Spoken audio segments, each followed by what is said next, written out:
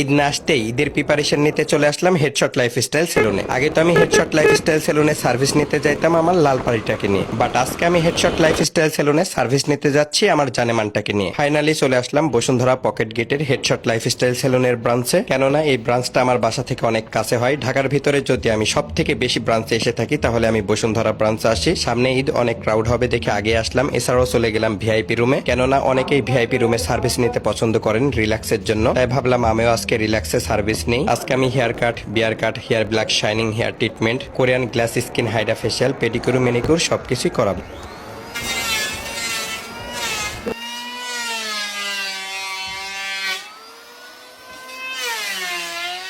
আপনারা জানেন, দেখেন আমি সবসময় হেডশট লাইফস্টাইল সেলুন থেকে সার্ভিস নিয়ে থাকি, কেননা তাদের সার্ভিস কোয়ালিটি আমার অনেক ভালো লাগে। তাছাড়াও তারা খুবই যত্ন সহকারে সার্ভিস দিয়ে থাকে, এজন্য আমি বারবার ছুটে যাই হেডশট লাইফস্টাইল সেলুনের যে কোনো একটা ব্রাঞ্চে।